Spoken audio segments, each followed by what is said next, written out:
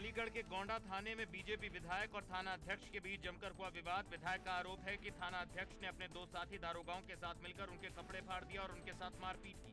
अलीगढ़ के इगलास विधानसभा क्षेत्र के विधायक राजकुमार सहयोगी विश्व हिंदू परिषद के कार्यकर्ता के लिए इंसाफ की बात करने थाने गए थे। विधायक मारपीट मामले में अलीगढ़ के सांसद सतीश गौतम के साथ गोंडा थाने में भारी संख्या में पहुंचे भाजपा कार्यकर्ता। थाने के बाहर भाजपा कार्यकर्ताओं ने जमकर किया हंगामा। थाना अध्यक्ष और विधायक के बीच हुआ विवाद। विधायक ने पुलिस पर लगाया मारपीट का आरोप। मारपीट के आरोपी थाना अध्यक्ष का नाम अनुज सैनी। अलीगढ़ में विधायक मारपीट प्रकरण में बीजेपी कार्यकर्ताओं ने पुलिस का फूंका पुतला। रामलीला ग्राउंड पर कार्यकर्ताओं ने पुतला फूंकते हुए आरोपी अधिकारियों के खिलाफ कठोर कार्रवाई की मांग की। प्रदर्शन के बाद पुलिस ने पानी डालकर बुझाई आग। जालौन के स्वास्थ्य केंद्र में डॉक्टर से मारपीट का वीडियो वायरल। पत्नी ने परिवार वालों के साथ डॉक्टर को पीटा। पुलिस पति पत्नी को लेकर गई थाने। दोनों ने एक दूसरे के खिलाफ की शिकायत। मामले की जांच में जुटी है पुलिस। गाजीपुर में जन्माष्टमी के पूजा पंडाल में तमंचे के साथ डिस्को का वीडियो हुआ वायरल। दो पक्षों में जमकर हुआ बवाल। मारपीट और पथराव के दौरान आसपास के वाहन और पूजा पंडाल क्षतिग्रस्त। 6 लोग गिरफ्तार। बरिहाबाद थाने के हाजीपुर गांव का मामला। कानपुर में जुआ खेलने का वीडियो हुआ वायरल। वीडियो वायरल होने के बाद एक्शन में आई पुलिस। पुलिस ने जुआ खेल रहे 4 लोगों को किया गिरफ्तार। महिला सहित 4 जुआरी गिरफ्तार। जालौन में अवैध संबंधों के चलते एक डॉक्टर की जमकर पिटाई कर दी गई। डॉक्टर की पत्नी और मायके वालों ने डॉक्टर को पीट दिया, जिसका वीडियो वायरल हो रहा है। ये डॉक्टर जालौन के स्वास्थ्य केंद्र कालपी में तैनात है। ग्रेटर नोएडा के वेस्ट के हैबतपुर में दबंगों की गुंडई। युवक की दुकान में घुसकर जमकर की मारपीट। दुकान में रखा सामान और गेट का शीशा भी तोड़ा। मेरठ के थाना कोतवाली क्षेत्र में मकान के कब्जे को लेकर किन्नरों के 2 गुटों में हंगामा। मौके पर पहुंची पुलिस दोनों गुटों को थाने ले आई। पुलिस अधिकारियों ने जांच के बाद दिया कार्रवाई का आश्वासन। केदारनाथ हाईवे पर सड़क हादसे में एक की मौत, स्कॉर्पियो समेत। एक व्यक्ति नदी में समाया। स्कॉर्पियो में सवार थे 4 लोग। 2 महिलाओं में एक की हुई मौत। 2.5 घंटे देरी से पहुंची रेस्क्यू टीम। स्थानीय लोगों ने जताया रोष। जिला प्रशासन के खिलाफ किया प्रदर्शन। मूसलाधार बारिश से पानी पानी हुआ वाराणसी थाना। थाने में इकट्ठा हुआ कई फीट तक पानी। घुटने से नीचे तक भरे पानी में काम कर रही पुलिस। बिहार के मुजफ्फरपुर के सकरा ब्लॉक में बाढ़ के बीच निकली बारात। दूल्हा नाव से पहुंचा। बाराती बाढ़ के पानी में ही झूमे।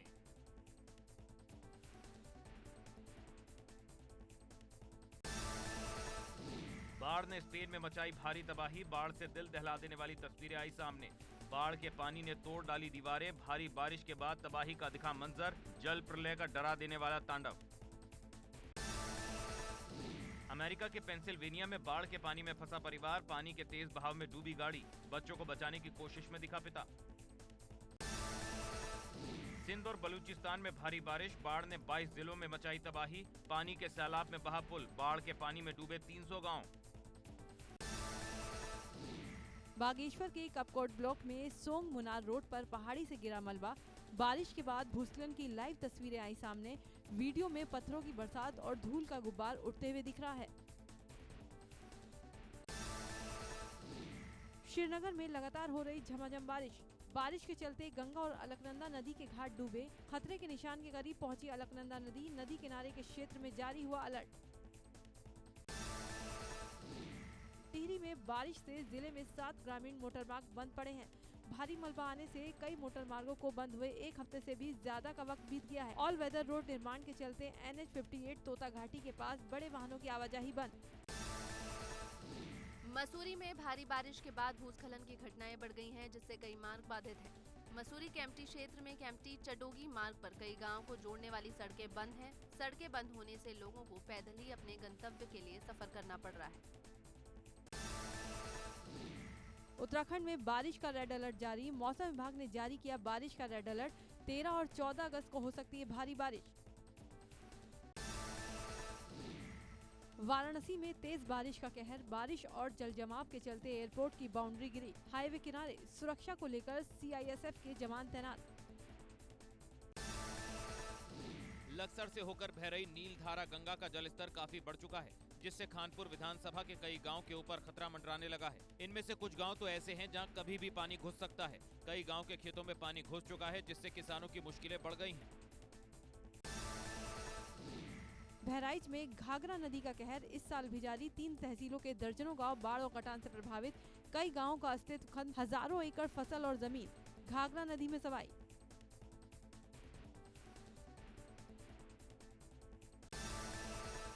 प्रयागराज में गंगा और यमुना दोनों ही नदियों का जलस्तर एक बार फिर तेजी से बढ़ने लगा है। हालांकि दोनों नदियां अभी खतरे के निशान से काफी नीचे हैं, लेकिन बढ़ते जलस्तर ने लोगों की चिंता बढ़ा दी है। लखीमपुर खीरी में एक तरफ जहां शारदा घाघरा नदियां कटान कर रही हैं, तो वहीं दूसरी तरफ मोहाना नदी का जलस्तर बढ़ने से इलाके के गांव भी जलमग्न हो गए हैं। साथ ही सड़क गलियारे सब डूब गए हैं। जिलाधिकारी ने बाढ़ पीड़ित इलाकों का जायजा लिया। बिहार में बीते 24 घंटे में कोरोना के 3,992 मामले रिपोर्ट किए गए। इससे पहले कभी एक दिन में इतने मामले नहीं सामने आए। इसके साथ ही यहां कोरोना मरीजों की कुल संख्या बढ़कर 75,786 हो गई। एक दिन में 2,408 लोग ठीक भी हुए। बिहार के बेगूसराय में तो बाढ़ के पानी से फसलों को जबरदस्त नुकसान हुआ। रिहायशी इलाकों में घुस गया है पानी। मथुरा में धूमधाम से मनाई गई जन्माष्टमी। गोपाल जी का मंदिरों में किया गया अभिषेक। मनमोहक राधा कृष्ण रास नृत्य में गोपियां हुई शामिल। फूलों से सजाया गया ठाकुर जी का मंदिर। माखन मिश्री का लगाया भोग। भक्तों को भी मिला प्रसाद। नोएडा के इस्कॉन मंदिर में जन्माष्टमी की धूम। भव्य सजावट के साथ मंदिर में मनाया गया कृष्ण जन्मोत्सव पर्व।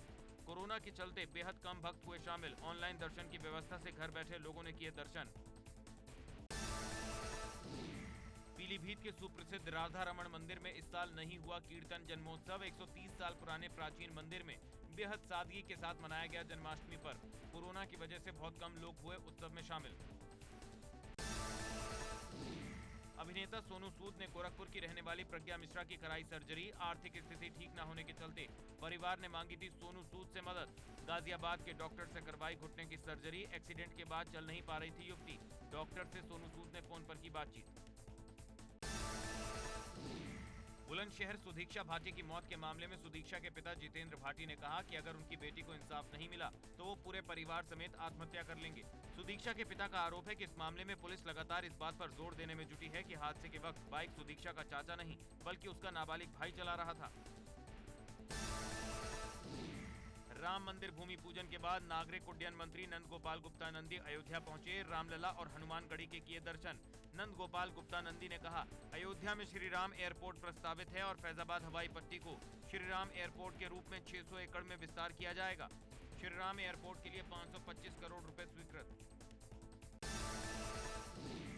अल्मोड़ा पहुंचे पूर्व सीएम हरीश रावत का पार्टी कार्यकर्ताओं ने किया स्वागत। हरीश रावत ने भाजपा सरकार को लिया आड़े हाथ। कहा, कोरोना काल में राज्य और केंद्र सरकार फेल, युवाओं को नहीं कर रही सरकार मदद। कांग्रेस का दावा, भाजपा छोड़कर कांग्रेस में शामिल हुए 192 युवा। बेंगलुरु हिंसा मामले में भाजपा सांसद तेजस्वी सूर्या की चिट्ठी। कहा, दंगाइयों पर योगी मॉडल अपनाए कर्नाटक सरकार। योगी सरकार की तरह दंगाइयों की संपत्ति करे जब्त।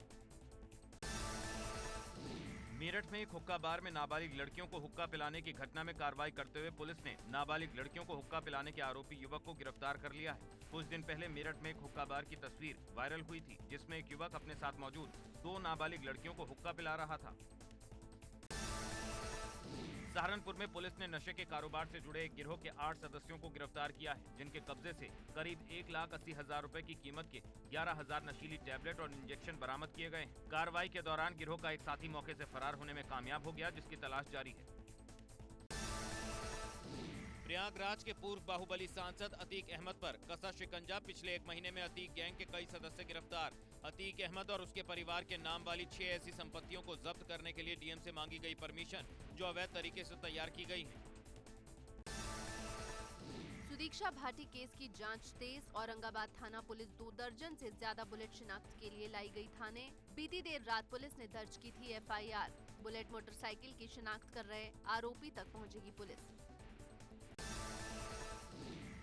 सुदीक्षा भाटी मामले की जांच के लिए SIT गठित। परिजनों ने छेड़खानी से मौत की कही है बात। अज्ञात बुलेट सवारों के खिलाफ दर्ज कराई FIR।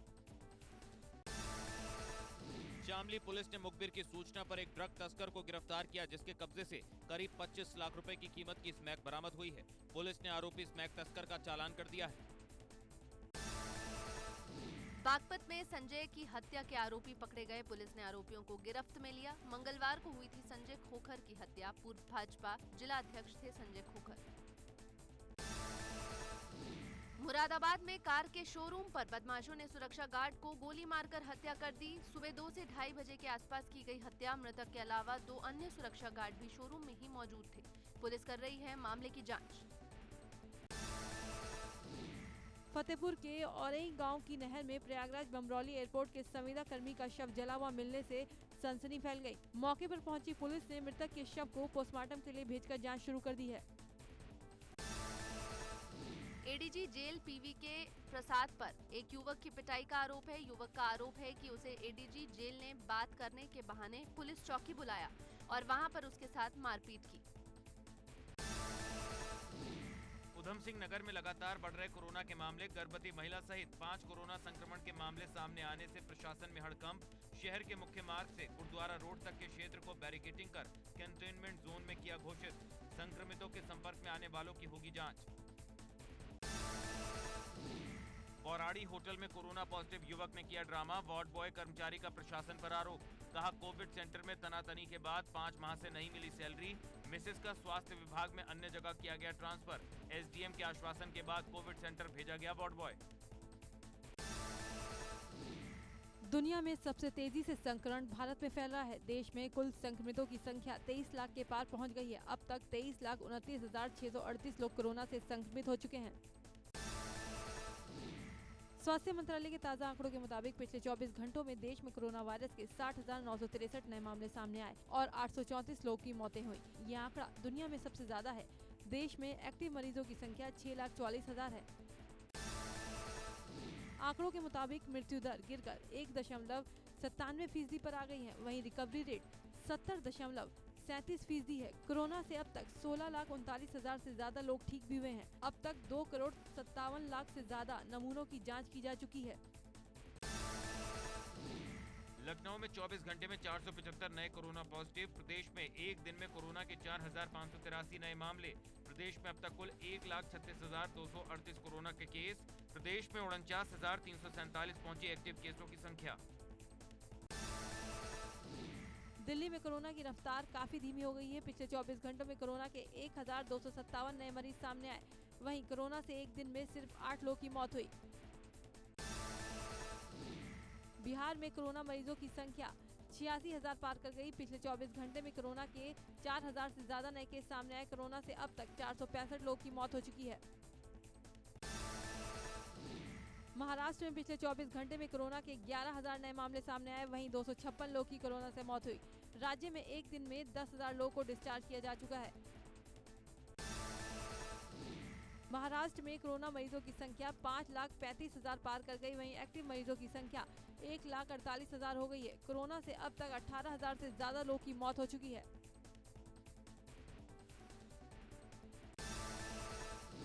रूस ने कोरोना की वैक्सीन बना लेने का दावा किया। वैक्सीन को गमालेया रिसर्च इंस्टीट्यूट और रूस के रक्षा मंत्रालय ने संयुक्त तौर पर विकसित किया है। एम्स के डायरेक्टर रणदीप गुलेरिया के मुताबिक ये देखना होगा कि रूस की वैक्सीन कितनी सुरक्षित और प्रभावी है।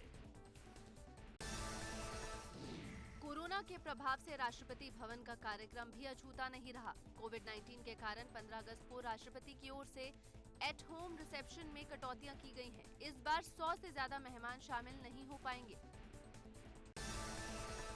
बहराइच के एसपी विपिन कुमार ने बेहतर पुलिसिंग व्यवस्था और अनुशासन को बनाए रखने के लिए एक मिसाल कायम की। एसपी ने इंस्पेक्टर के मास्क न लगाने पर उनका चालान कर दिया। वाराणसी में तेज बारिश का कहर। बारिश और जलजमाव के चलते एयरपोर्ट की बाउंड्री गिरी। हाईवे किनारे सुरक्षा को लेकर सीआईएसएफ के जवान तैनात।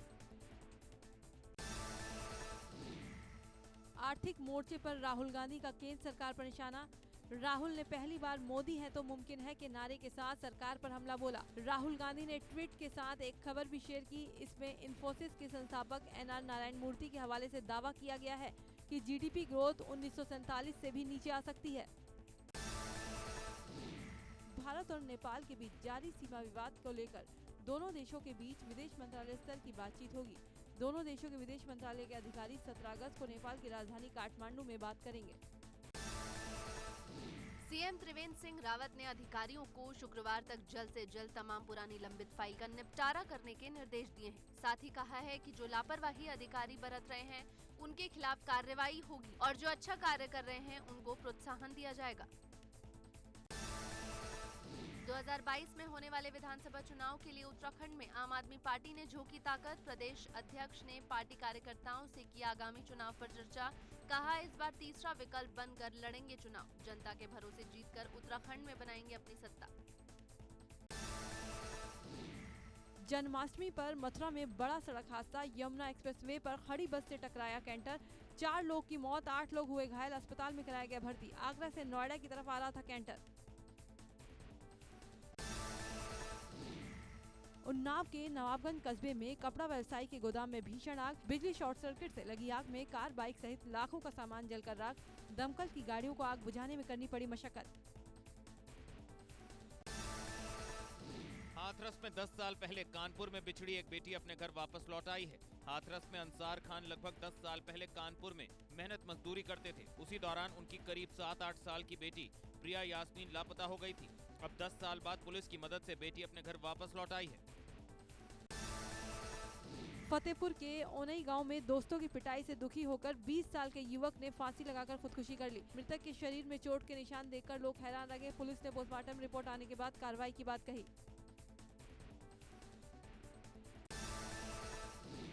औरैया में एक युवक युवती ने गृह मंत्री से जान की गुहार लगाई।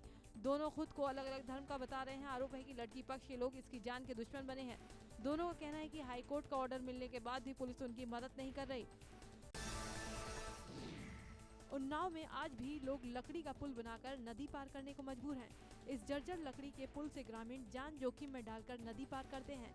इस पुल से करीब 15,000 की आबादी प्रभावित हो रही है।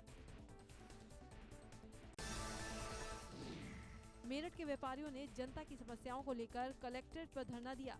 पश्चिमी यूपी संयुक्त व्यापार मंडल के नेतृत्व में डीएम को सीएम के नाम ज्ञापन सौंपा। स्कूल फीस, बिजली बिल और व्यापारियों के कर्ज माफी की मांग। यूपीएमआरसी के तत्वाधान में कानपुर मेट्रो का सिविल निर्माण कार्य तेजी से आगे बढ़ रहा है। मुख्य सचिव की मौजूदगी में आईआईटी और राष्ट्रीय शकरा संस्थान के बीच पिलर संख्या 17 और 18 पर परियोजना का पहला यूपी गर्डर रखा गया।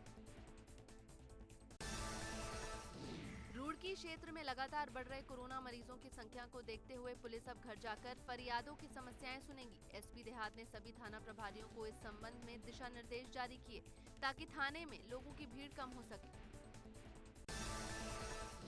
पूर्व राष्ट्रपति प्रणब मुखर्जी की हालत अब भी स्थिर बनी हुई है। कोरोना वायरस पॉजिटिव आने के बाद से ही प्रणब मुखर्जी अस्पताल में भर्ती हैं, जहां उनकी ब्रेन सर्जरी भी की गई है। अस्पताल के मुताबिक प्रणब मुखर्जी की स्थिति अभी भी नाजुक बनी हुई है। अभी वो वेंटिलेटर पर हैं और उनका ब्लड प्रेशर, खून की गति भी स्थिर बनी हुई है। कर्नाटक की राजधानी बेंगलुरु में कांग्रेस विधायक श्रीनिवास मूर्ति के आवास पर भीड़ ने हमला कर दिया। भीड़ ने पुलिस पर भी पथराव किया। इसके अलावा आवास के बाहर आगजनी की घटना को भी अंजाम दिया। भीड़ को काबू करने के लिए पुलिस ने फायरिंग भी की, जिसमें अब तक 3 लोग की मौत हो चुकी है। पुलिस और लोगों के बीच हुई झड़प में 60 पुलिसकर्मी घायल हुए हैं। इस मामले में अब तक 110 लोगों को गिरफ्तार किया गया है। जम्मू कश्मीर में आतंकवादियों और सुरक्षा बलों के बीच एक बार फिर मुठभेड़ हुई। पुलवामा जिले के कामराजीपोरा में सेब के बागान में करीब 2 आतंकवादियों को सुरक्षा बलों ने घेर लिया। एनकाउंटर में एक आतंकी भी मारा गया। एनकाउंटर के दौरान एक जवान शहीद हो गया। वहीं मारे गए आतंकी की पहचान आजाद अहमद लोन के रूप में हुई है। वो पुलवामा के ही लेलहर का रहने वाला है। इससे पहले पुंछ जिले में घुसपैठ की कोशिश को नाकाम करने के दौरान सेना ने एक आतंकी को मार गिराया था। कर्नाटक में एक कारोबारी ने अपनी मृतक पत्नी का मोम का पुतला बनाकर नए घर में रखा। 2017 में कार हादसे में हुई थी पत्नी की मौत। कारोबारी ने मृतक पत्नी का पुतला बनवाया। दुनिया भर में कोरोना का आतंक बढ़ता जा रहा है।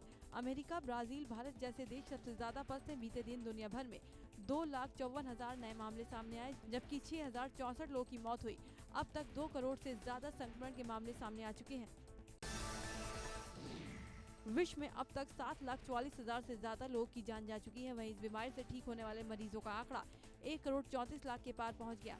दुनिया भर में अभी भी 63 लाख से ज्यादा एक्टिव केस हैं। अमेरिका जल्द ही कोरोना की वैक्सीन बनाने वाली कंपनी मॉडर्ना से करार करने वाली है। इसकी पुष्टि खुद अमेरिका के राष्ट्रपति डोनाल्ड ट्रंप ने की है। ट्रंप ने कहा कि अमेरिका कोरोना का टीका बनाने वाली कंपनी मॉडर्ना से करार करेगी। ट्रंप के मुताबिक इस करार के तहत मॉडर्ना अपनी वैक्सीन की 10 करोड़ डोज अमेरिका को देगी। इसके साथ ही ट्रंप ने कहा कि अमेरिका में कोरोना की टेस्टिंग दुनिया के बाकी देशों से कहीं ज्यादा है। अब तक 6 करोड़ 6 लाख लोगों का टेस्ट किया जा चुका है।